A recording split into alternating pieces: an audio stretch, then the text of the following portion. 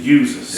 Yes, use this video. Use this editing. Use our voices. Use our thought process. Yes. To help the one person, Lord. Yes. I use us.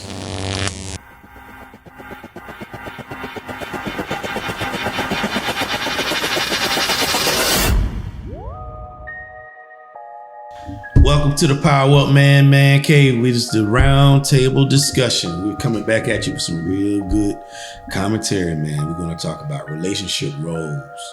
I'm here with, if you guys don't know me, I'm Keith Withrow. Gary Rambo. Stanley Autry. Joe Verdun. Yeah, man, this is the full squad. We're back at the RoundTable discussion, man. And we're talking about the relationship roles with the untimely death of Mr. Samuels, man. So we want to kind of talk about some of the things that everybody's talking about with these relationships, man. We're just going to come at it from a different angle from believers. And I think this is going to be great for everybody. Man, for men, for women, relationships, whether you're married or not, I think this is going to be great for everybody. So with that being said, man, let's get right into it. I said earlier, if you guys saw the episode of the story, that's basically relationships is basically was one of the catalysts that got me interested into talking with men and having the PowerUP Man piece. When I was a single man and I had gone through my divorce, I talked about how I was meeting individuals and some of the things that were going on with some of the discussions and why there was such a shortage of great men. A lot of times I really don't think, yes, there is more women than men that are available, but I really do think that people aren't making themselves available, and they're just pretty much going after what their type may be, or what unwritten rule of what they think they should have versus what they need, or what maybe God has sent you the person you needed that you should have, and you basically blew that particular person off. And man, I really do think that a lot of times in relationships, some of us have missed opportunities with our soulmate because we didn't think that they might have made a certain amount of money or had the right type of career. Society is playing such a domineering role into what everybody should have as it relates to the monetary piece. Everybody's saying you got to be successful, you got to be a baller, you got to be a boss, you got to be this and that. But I've been telling a lot of people that I know that are single, especially just ladies, hey, I sometimes think that you may look over the guy who's the right guy for you. Like, what's wrong with the guy who works, who's a firefighter? What's wrong with the guy who works at the warehouse? Because I look at even me when I was younger. I didn't make but a certain amount of money, but that doesn't mean that I won't evolve into that one day that won't come. Or even how about when we work together as a couple, how about our marriage being blessed, right? And we can live a great, successful life together because our money is blessed, our money is stretched. How about this? That brings another thought to mind. With me, you ever heard the expression that says, who's gonna put your tube socks on? Mm-hmm. Now, when you get old, you can't do it for yourself. Right. That's right. Because honestly, if you're looking at relationships and you're pursuing a lot of superficial kind of stuff, that at the end of the day, when you're too old to do something for yourself, when you're with somebody that you got with on that basis, where that was the reason why y'all got together, that's right. That person will not do that for you. Right. That's right. Nor anything else that you need in that particular time when you get old. So my point is that focus on things that they really matter more. Right. And that's where I was going to go, because I know that just amongst us, and you two having been married before, we've been able to talk about primarily in the beginning, you were looking for what you felt like you wanted. Right. You didn't really pray for your wife. Exactly. The bride that came. Right. It was more or less that I see what I want. That's right. I'm getting what I want. That's right. I think I want this for the rest of my life, and you got married, but It wasn't necessarily God probably sent this and she was ready. God had her ready, and then that union was blessed. But the second time around, it was like, yeah, I prayed for this one. That's right. So when it came, you knew without a shadow of a doubt, like, this is a God thing. That's right. Because I spoke to him about what I needed and then what I wanted. And a lot of times what we need don't always come in the package that we want. Oh, that's right. And that's why that overlooking that you mentioned earlier, that's why that can happen, because we be looking at what we want versus what we need. And you spoke about what you'll need in the end. But in the beginning, you may miss that. That's right. And we get tripped up because of that. That's right. Exactly. One of the problems is that most people, when they first start off dating, they have no idea what they want or what they need. That's right. And they're so superficial that most of it is just physical. And so they end up falling in love with something that's just strictly physical. But just like with Kevin Samuels, you see a lot of times what you say is not what you feel. So you give all this good advice and then you call a spade, but you're not living by what you preach. And so in a classic example is here in his situation, what relationship was that he was in that resulted in his demise? It was very superficial. Fact is that relationships have become even more superficial. People aren't looking for somebody equally yoked anymore. They don't have time to do that. They don't talk about opposite attract anymore. What's happening now is more like pies in the sky. You just get on the internet and let the cloud decide who you're gonna be with. Or you could just let some program decide, and they choose who would be appropriate for you. But ultimately, all you're getting is a perception of what you think you might want when you really sometimes don't know. The fact is that this internet dating is leading to some connections, no doubt. But it's leading to a whole lot more misconceptions. That's right. And it's really just ruining people's chances to find somebody because they're so tarnished with all sorts of interactions that has no basis for sincerity. That's right. We talked about it a little bit when we talked about in the identity crisis video that we did, because everybody's got this superficial world that they're creating on social media, and they're creating, everybody's supposed to have, everybody's a boss these days, everybody's an entrepreneur, everybody, if they don't have the big deal now, they're working on the next big humongous deal. There's a lot of superficial stuff going on, but that stuff is not going to last. What you got to do as you become more mature, I know I did it. As Stan said earlier, I prayed for the Lord to bring me what I need. And guess what? The one thing about prayer is a lot of times you get what you need and what you want. And most of the time when I pray for different things, it's not just what I need. He gives me most of what I want. Whether what you wanted, sometimes that's why it's not good just to pray for what you want, because you may get just what you think you want, and that's not what you really need. And it's hard to know what you need and truly what you want when you haven't done even the research to sit down, settle down with God to understand yourself. So that's why even coming out of probably your first marriages, you had a better identification of who you are as a husband and what you would need as a partner from there forward. Right. Where going into it, you had some ideas, but going through it, you probably came out of it different, knowing a little bit more. Being real to yourself. Right. Like really understand who you are with the mask off. Right. Because I may have an idea of who I could be in a marriage or as a father, but without being a husband or a father, it's really what we call it, a hypothesis. Right. It's a theory of what I believe myself to be, but until I actually do it and be it and then execute it, then I'll know. Right. And you guys had a chance to come out of that knowing. So the best thing you can do is take some idle time with the Father and try to figure out who you are deep down.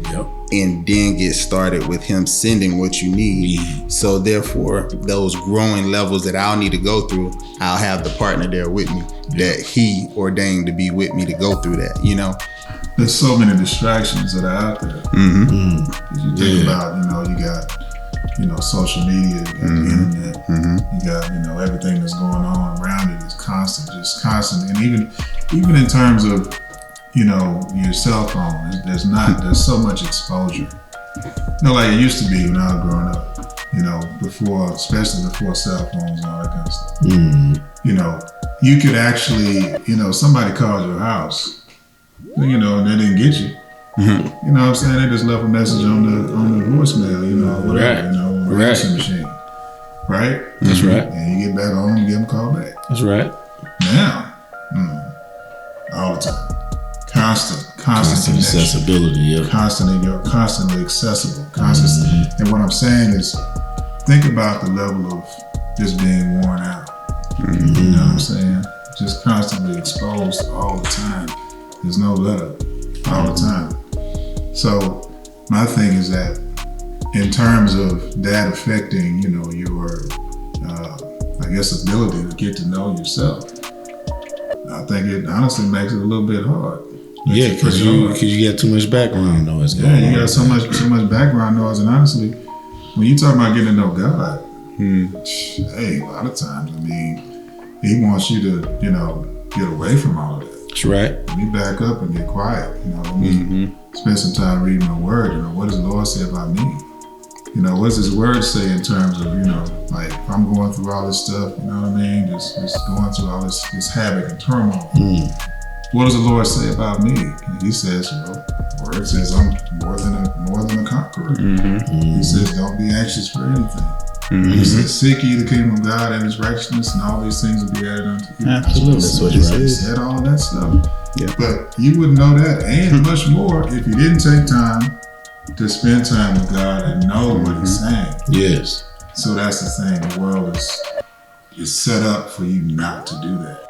The Lord will deliver if you're sincere and you're faithful. Definitely. And if you're willing to wait. That's right. But a lot of times you don't know what you're asking for. The Lord knows. Oh, just give me somebody, Lord, who just love me. Oh, you might get somebody love you, but it might be some type of possessive love. That's right. They can't stand to see you even, break bread That's right. with your family. Right. Oh, they're intimidated. Right. They might be jealous of everything you do. Yeah. Is that really what you wanted? Is that the kind of love that you wanted? Right. That possessed love? You want somebody who can give you a combination of things. Love, companionship, friendship. Everybody get romantic before they find a friend. Yeah. Right. And then they're looking for a friend that ain't got nothing to do with what you interested Where in. it distorts it once you get physical too. Oh yeah. A lot of times when you bringing the physical aspect of it, you don't really get a chance to really know the person before you bring in that one aspect. And that distorts your real vision of, who they really are. But at this point, I'm 52, and I'm more than halfway. Yeah, I doubt if I live to be 104. Okay, so when I got married this time, my thought process was different than when I got married the first time. I got married the first time, I needed a mother for my children, and we were still in the building mode, and we were just getting life started. But now, hey, I'm a middle-aged man. So when I was looking for a wife, the dynamic was different. When I'm looking at who I'm picking to be my wife, okay, will this person be there for me if I can't wipe myself? Will this person be there for me if I have a catastrophic event and I'm laid up?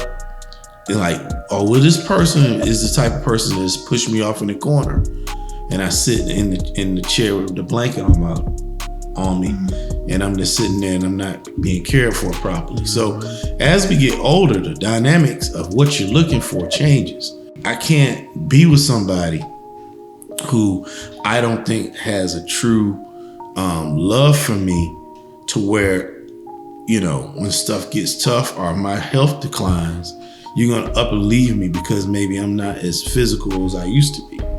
Or me doing that to them.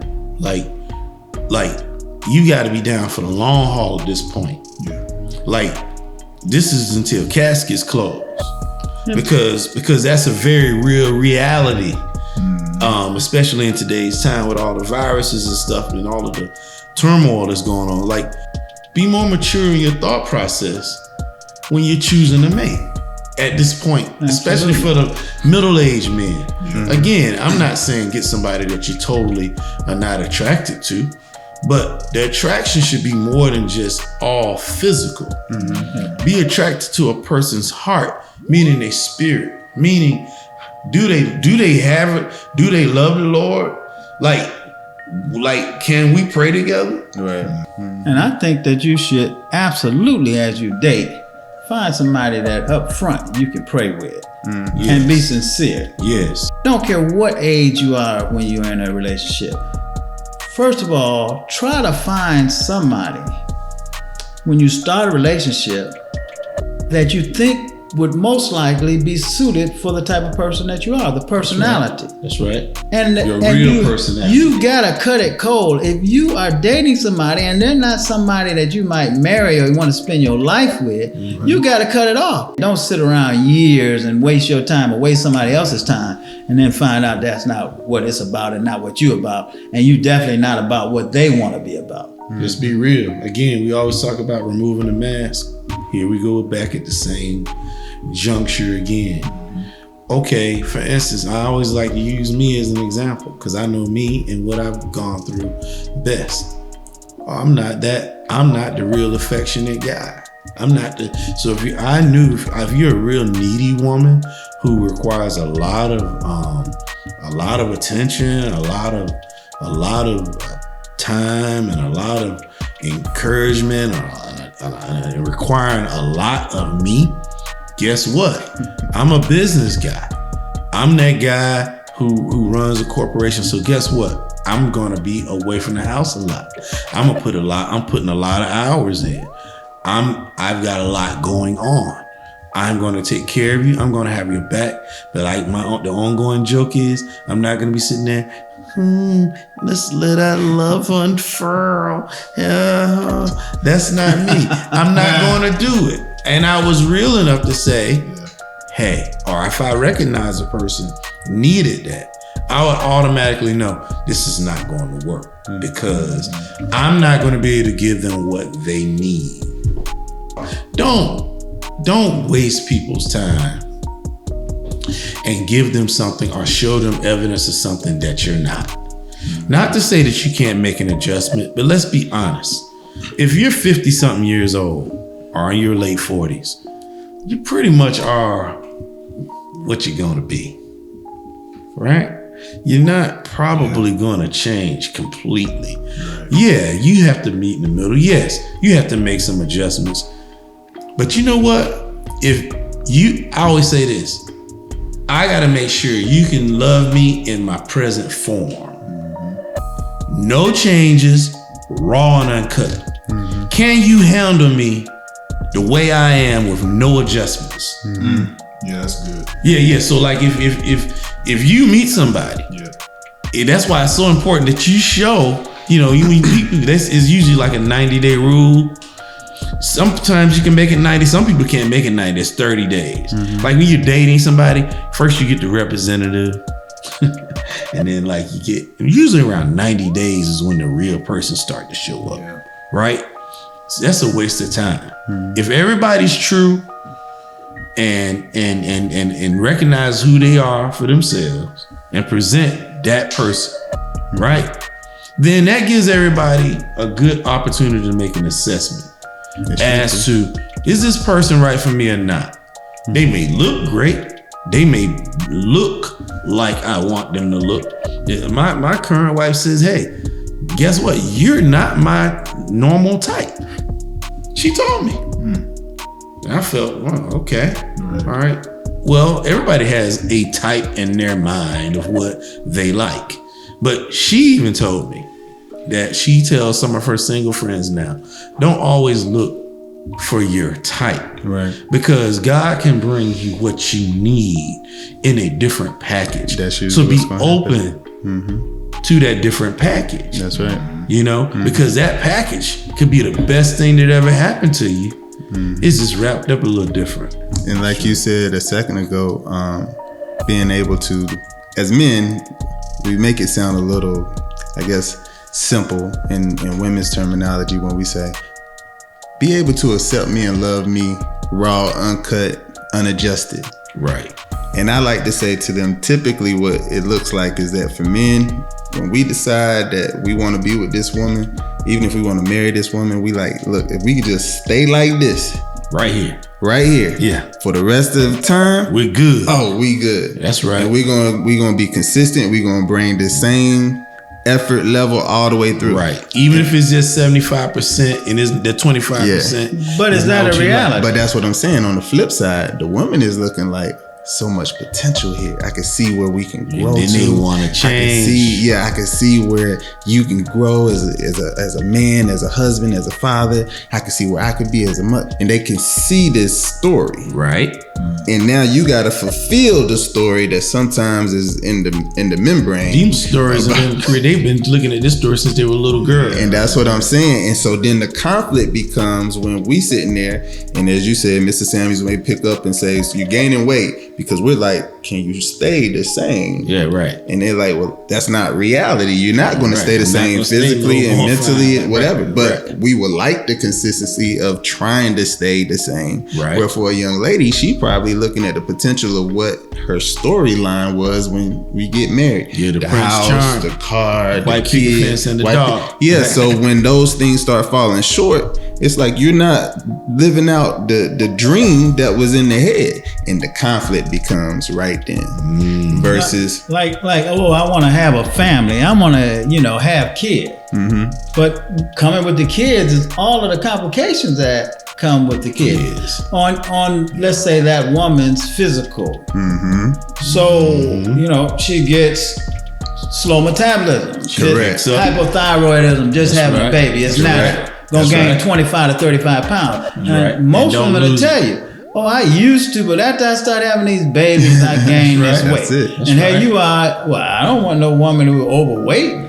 So therefore, you can't see beyond the physical. Now that woman can lose some weight. And I can tell you she'll lose it real quick if you act a fool and let her get out your sight. And now you got these kids. Now our kids are kind of like left on the lam because you're not happy because of a physical. Because you wasn't really in love with that individual. You was in love with that individual brought to the table. Yeah. And sometimes that's just beauty.